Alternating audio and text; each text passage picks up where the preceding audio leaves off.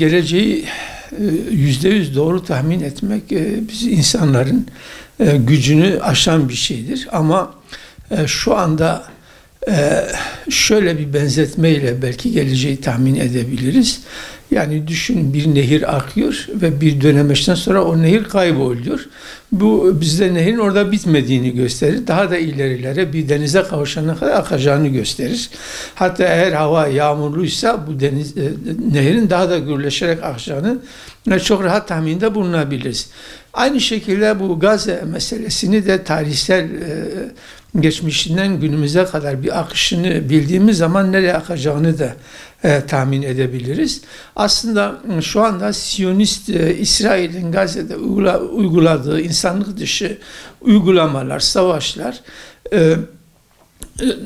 İslam dünyasının 2 asırlık maddi, yani hem ekonomik, siyasal, askeri, teknoloji, bilimsel açıdan geri kalmasından kaynaklanan bir durumdur.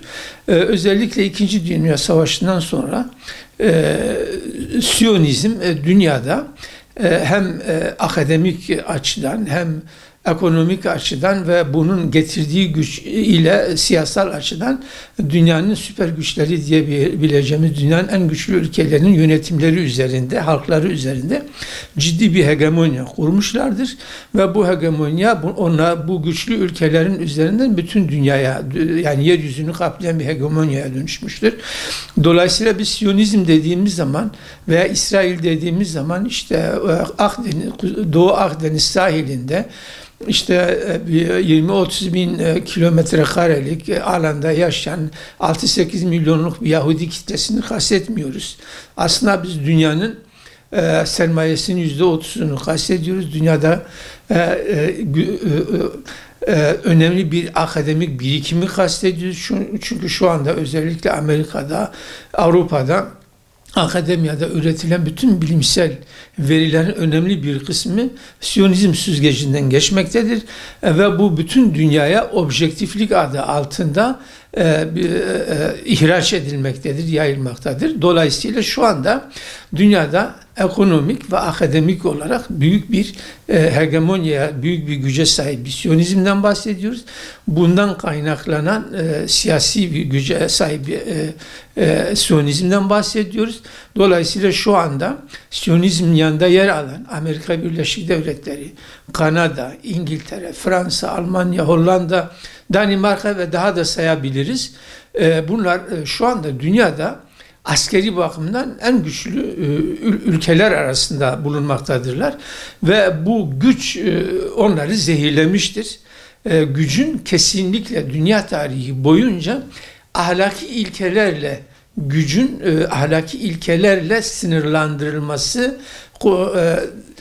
kontrol altında tutulması gerekir. Ama şu anda dünyada bu devasa, böyle insanlığı birkaç kere, bütün yeryüzünü birkaç kere yok edecek, yakacak kadar devasa bu silah gücünü kontrol edebilecek, ona ilkelere bağlayacak bir etik anlayış yoktur maalesef.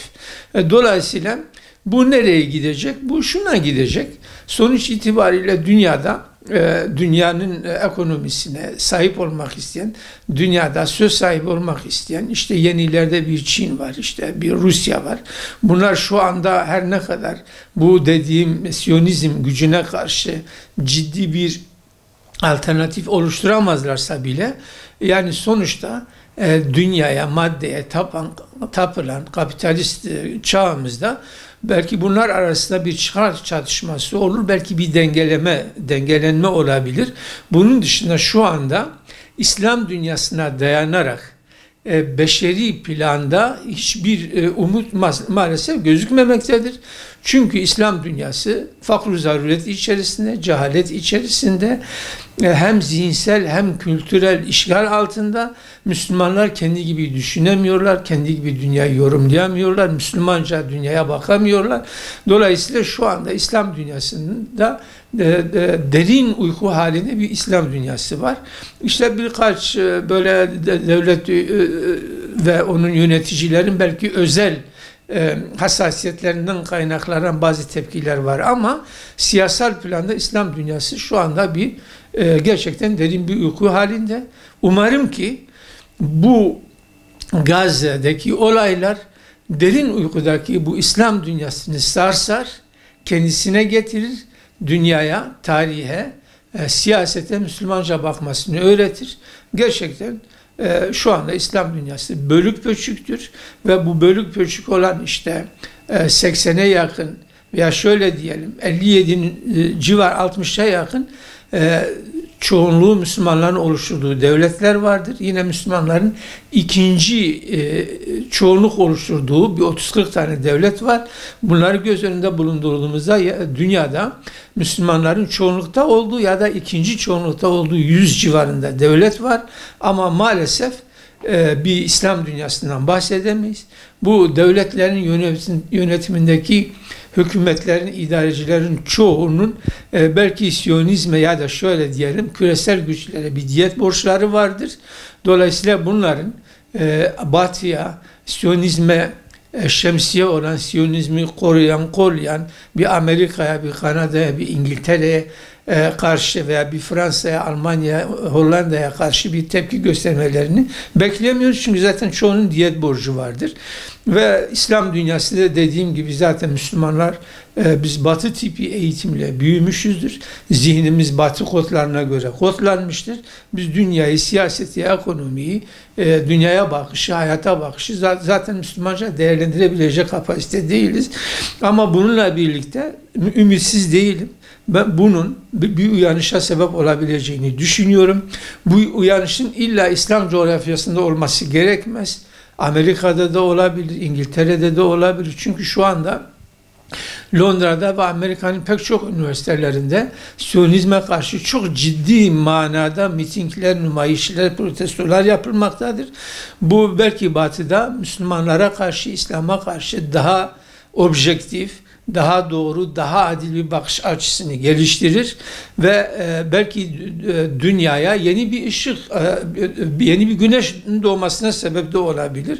Tabii bunlar bizim temennilerimiz ama görünürde beşeri planda gerçekten bir ümit bulunmamaktadır gelecekle ilgili. Çünkü bütün dünyayı defalarca yok edecek bir silah gücü var.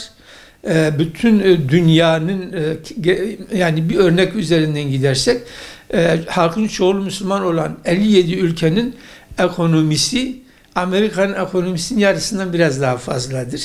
Dolayısıyla müthiş bir ekonomi güç, müthiş bir silah gücü, askeri güç ve bu gücü dengeleyecek başka bir güç yok ve bu güce etik açıdan, ahlaki açıdan bu gücü sınırlayacak, kontrol edecek, ilkelere bağlayacak bir etik de yok şu anda yeryüzünde.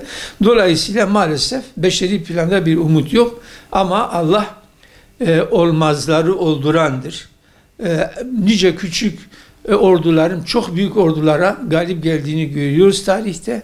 Ben Hamas'ın İsrail'e karşı ciddi bir mücadele içerisinde olduğunu görüyoruz. Yani bu örnek bize yine de yani ümit vermektedir. İsrail'in demir kubbesi vardır. İsrail'in son model silahları vardır.